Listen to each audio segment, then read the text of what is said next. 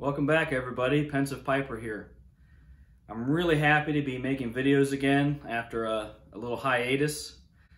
I wanted to take a second to thank the many subscribers to the channel, and particularly those new subscribers that we've gotten in the last month or so. We're very close to that 200 subscriber mark, so if you haven't already done so, I'd really appreciate a subscription, and thanks again if you have already subscribed to the channel. So as you guys know, from my last video, I was going through kind of a challenging time at home. My mother-in-law had visited to help us with our newborn daughter, and she took a tumble down some steps and broke her ankle and was kind of out of commission for a couple weeks and was laid up here with us.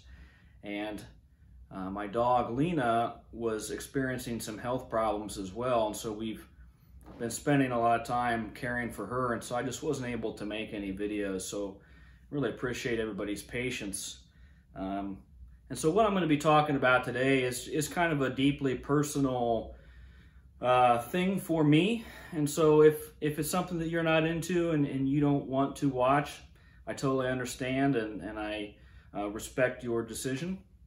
But I just wanted to kind of speak from the heart today about something that's really personal for me, and also share with you a new pipe that I got. And I'll explain why I got this pipe, and I'll pull it out of the sleeve here and show you guys. But it's taken me a while to kind of get back into the video scene because my dog, unfortunately my dog Lena, crossed the Rainbow Bridge on July 2nd, and as you can see, it's still really difficult for me to talk about. I just can't say enough about what an amazing, loving, and loyal companion she was. And just how much she meant to my family and to me personally. Sorry, this is why I haven't made videos, because I didn't want to get emotional like this, but it happens. It's been happening about once a day since we lost her, and even before that I was sad because I knew we didn't have much time left with her. But Lena was just an absolute sweetheart. She was a rescue dog, and we had her for about 8.5 years, and we didn't know how old she was when we got her. The rescue had said she could be between 2 and 5, but based on what we know now, we think she might have been even older than that. She might have been 6, 7, or 8, which would mean that she had a very full and long life for a dog. We think she was probably about 15. You see pictures of her when we picked her up, and she had all this brown coloring and different dark patches of color, and her ears were brown. But then if you look at recent photos, she kind of looks like a grandma dog. Her hair's almost all white, and she couldn't hear very well anymore. And but she was still sweet and as loving as ever and liked to have fun. She loved popcorn. She was a popcorn fiend. And I love popcorn myself. I have one of those old-fashioned, popcorn machines downstairs in my basement. So I make popcorn a lot. And she could be all the way upstairs in our house, and I can make popcorn, and she'd peek her little head around the top of the stairs and come down and join me and for some snacks. So she was very mischievous. She always liked to get into stuff. I have a poker club, and every week I have a poker game. Which I haven't been having since the COVID stuff started, unfortunately. But for years, I'd have a game every single week, and she'd always come down and get into the trash, and guys would like toss her popcorn under the table kind of secretly, and so all the poker guys really loved Lena a lot as well. She just was such a loyal dog. She loved to ride co-pilot and go on car rides, so she'd always sit right next to me in the car. So it just is one of those things that, if you're lucky enough to have experienced that bond with a dog or with an animal, cherish it. And I know there's some of you out there, maybe you haven't had that experience, and that's okay.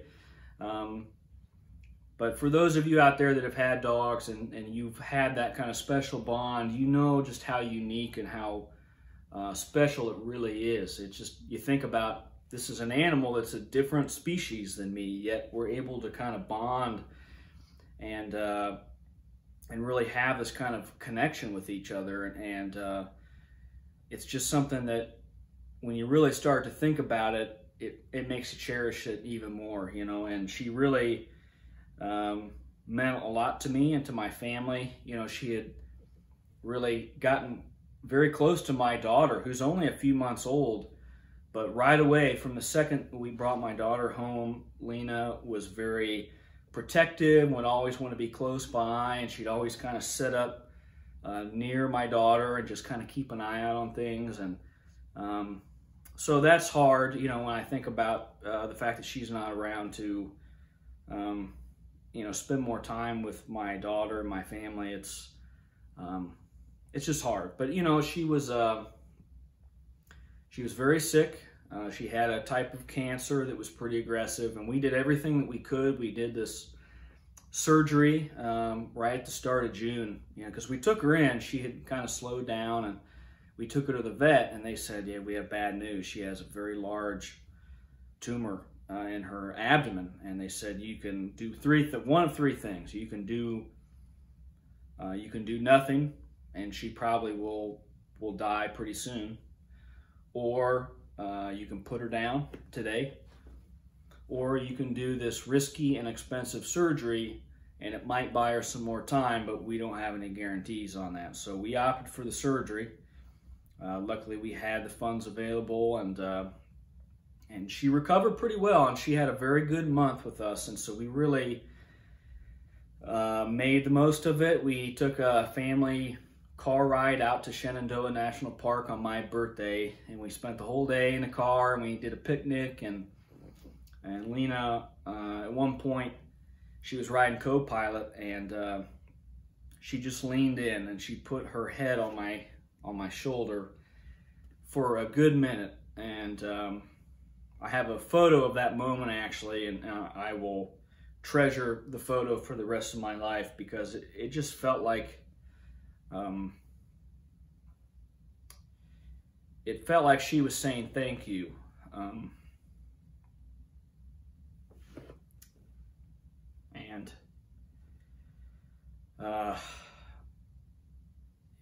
It makes me just appreciate that extra time that we had with her.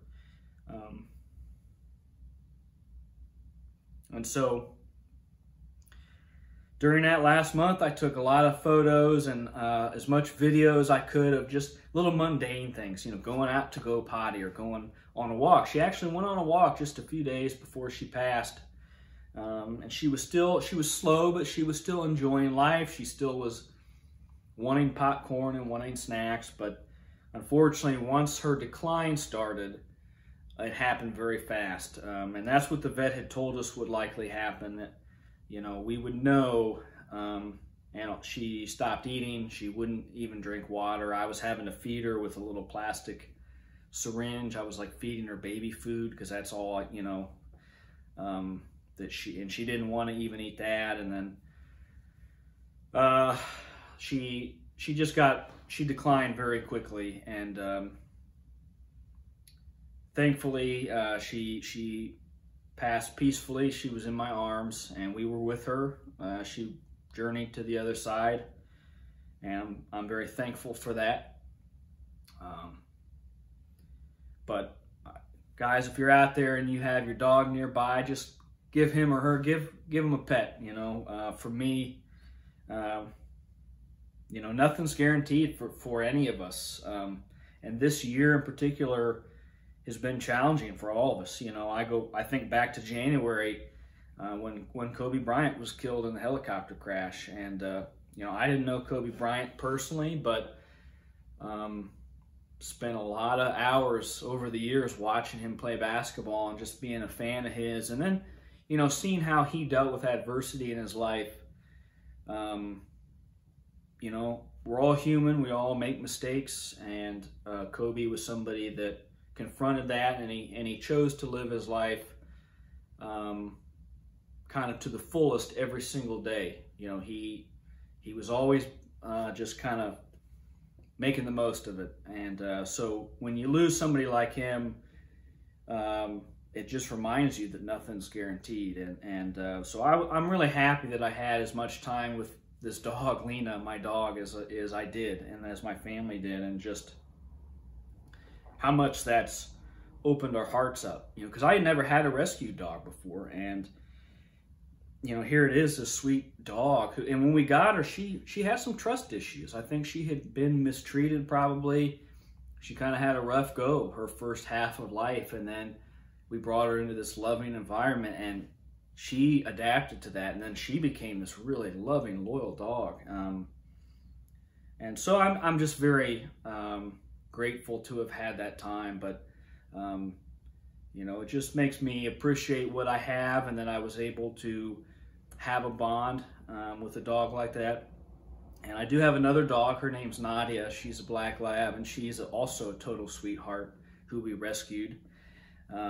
She was gonna go to the pound. This family, I guess, couldn't deal with her, and they were just gonna take her to the pound. And a buddy of mine messaged me and said, "Hey, can you help out with this dog?" And we took her, and she's been with us about 7.5 years. And so I'm really happy that she's here.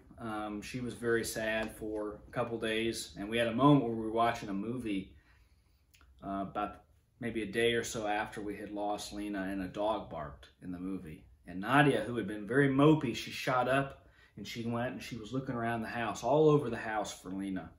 And needless to say, my wife and I were bawling, or we just crying our eyes out, because it just was heartbreaking to see Nadia looking around the house for Lena. But she's gotten a little bit back to normal and is her normal, playful, happy self again. So we're happy about that. But she, you know, Lena just taught us a lot about being patient and being open and loving. And, you know, when you're with your dog, you're sort of the best version of yourself. You know, your dog sort of sees in you just the best qualities, and they're always happy to see you. And just that kind of special connection that you have, when you lose that, it just feels like you lose a little bit of yourself, because they're so innocent. They're just these sweet, gentle animals, and they're so innocent. And I think we see some of our own innocence in them. And for a lot of us, it gets lost. You know, I'm an adult man, and I'm able to articulate feelings or things that I don't agree with people about, and your dog's never going to disagree with your political viewpoint. Your dog is never going to tell you that you suck and you pissed them off. You know, they're just always happy to see you. And so it's those moments, you know, every time I would take a shower, Lena would wait for me, and she would just sit and she would face like away from me, like she was just keeping an eye out for me while I was in the shower. And she did that every day for 8+ years. And so it's those moments where you get out of the shower and she's not there. Those are the ones that are really hard. You know, you wake up in the morning and she's not in her bed, you know. But they're such sweet animals, and I'm just so thankful to have had that experience. So if you're out there, you know, pet your dog for me, or pet your cat, and just enjoy every single second. So I've been holding this pipe. I'm hoping to light it up. It's a Missouri Meerschaum Country Gentleman with some 1Q. I just felt like kind of keeping it simple this weekend. I've been watching a lot of IndyCar racing. I'm a big IndyCar fan. And drinking Budweiser. You know, sometimes you just feel like drinking a Budweiser. And it's something I'm kind of proud of, is that I don't feel like I'm above drinking a Budweiser or a Bud Light, you know. I enjoy craft beer and IPAs as much as anybody else, different varieties of beer, but sometimes just want to keep it simple, and that's how it is. Sometimes 1Q just hits the spot. So I've been on some of the Facebook groups and stuff with pipe smokers, and I see a lot of kind of shaming of some guy. You know, if you mention you like 1Q or you like aromatics, people, oh, you don't have any taste, or that sucks, or you shouldn't smoke that. Smoke real tobacco. And I just think that's a bunch of nonsense, really. I think what I've really loved about this hobby is just how welcoming it is, and that if I have a friend over to smoke a cigar or smoke a pipe, we can talk and we can have a civil conversation, and we may even disagree. But you're never just gonna just tell somebody that they're wrong, or that, you know, their taste in tobacco is no good. I mean, it should be a welcoming hobby. We don't want to discourage anybody. If somebody wants to smoke Captain Black, by all means. I mean, there's a reason it's one of the most popular pipe tobaccos out there, you know. It's just like Budweiser. I mean, it's a simple beer, but it's very drinkable. And sometimes on a summer day, nothing is better than drinking a cold Budweiser. So that's just my take. I'm going to light this guy up. I've been holding it, talking.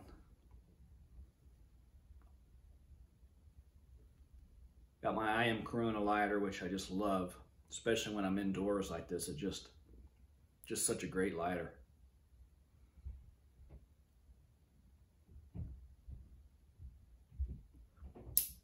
Boy, and you can say what you want about 1Q, but it really does have that kind of just iconic pipe smoking smell, you know. It's very just appealing, especially to people that aren't pipe smokers, that are maybe interested in pipe smoking. And that was me. I mean, I always had kind of had this little bug, you know. I was kind of interested in pipe smoking, but it's almost like I didn't know it. And I needed that spark of discovery, that spark to just get me started. And I had a friend that kind of sparked that for me. But when I was getting started, you know, 1Q and Captain Black and that aroma that those kind of tobaccos give off was just so appealing, and still is.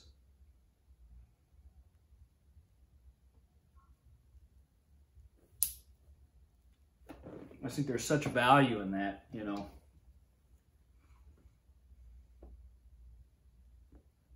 I set this 1Q out like yesterday morning to dry, and it's still kind of moist. It's really humid here. I don't know how it is where you guys are at, but it's like 100 degrees every single day. So it's about noon here. I'm trying to get a smoke in before it gets so hot. I'm in my garage, and in the evenings, the sun comes in and hits the garage, and it gets scorching hot even out here. So it's been so hot. I honestly have not been smoking quite as much lately, just because I've been busy, and it's just been so dang hot. But I'm happy to be back making videos and kind of getting into the swing of things.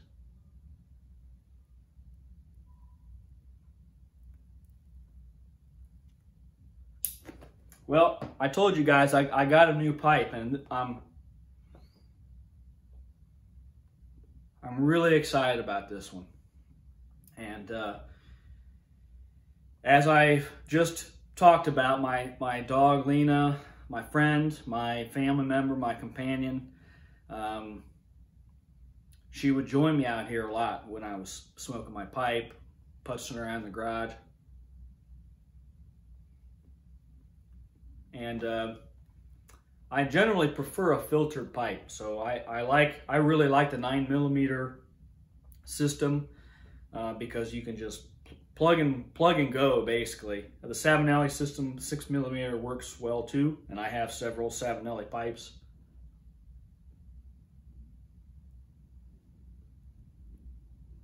But for me, the 9mm just really works well, and so I've been perusing a lot of the Vaughn pipes, because Vaughn is a German company, and in the German market, almost everybody, or it's very popular to smoke a 9mm filtered pipe, and so I think almost their entire lineup is 9mm filter.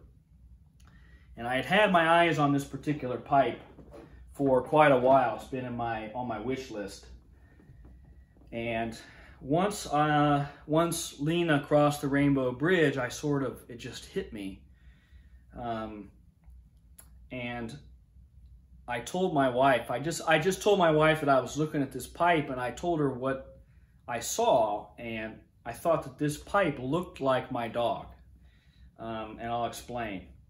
And when she heard me say that, she said, "You should just get it," which, if you guys know, if your wife ever tells you to just get the pipe, get the pipe. Don't hesitate, buy the pipe. You know, because so often it's the opposite. My wife's saying, honey, you don't need any more pipes. Stop buying pipes.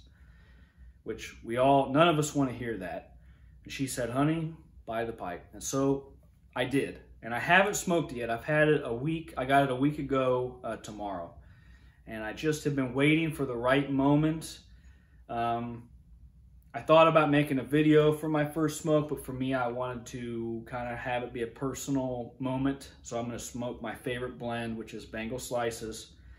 And I'm going to just think about Lena. But here it is. It's from their Fuji line. Look at that. How sweet is this pipe? And so as you guys can see, the coloring looks like my dog, Lena. The coloring. She was a white dog. She was like a terrier mix, like a Parsons Russell or Jack Russell mix. But she had white, mostly white fur with some flecks of brown, some spots. And the brown on this Vaughn Fuji and the brown up here on the rim just really is reminiscent of my dog Lena. So I'm very happy to have this in my collection, and right now it's my most cherished pipe. I have not smoked it yet. I'm sure it's going to smoke great. It's got this beautiful sandblast finish. It's a Vaughn Shape 4292. It's their Dublin. But there it is. This is my Lena pipe. So I'm just super excited to smoke this. I'm probably going to smoke it later today for the first time. And I will cherish this pipe hopefully for the rest of my life. And every time I smoke it, I will think of my little buddy, Lena. So I'd be interested to know if any of you guys out there have pipes that maybe have a special meaning for you. Maybe they belong to your dad, your father, or grandfather. And if you have those moments where you reminisce about memories and times with those family members. If you do, be sure to share them in the comments. I'd love to hear some of your stories out there. And thanks for sticking with me through this, and thanks for all the messages of love and support. I've gotten a lot of messages from the YouTube pipe community just telling me to hang in there and let me know that you guys are thinking about me, which means a lot to me. My wife and I were able to raise for charity, or for the rescue that we got Lena. We got her from a rescue called All Dogs Come From Heaven, and they're based on the northeast side of Cincinnati in Amelia, Ohio. We don't live there anymore, but that's where we lived when we got Lena. It's called All Dogs Come From Heaven. You can make a donation. I'll post a link to their rescue in the details below, so if you want to make a donation in honor of Lena or in honor of your dog or cat, feel free to do so. I would really appreciate it, but in the days following Lena's passing, we were able to raise $1,500. And so it means just the world to me to have that kind of support from my friends and family, and from all you guys out there watching. So thank you so much.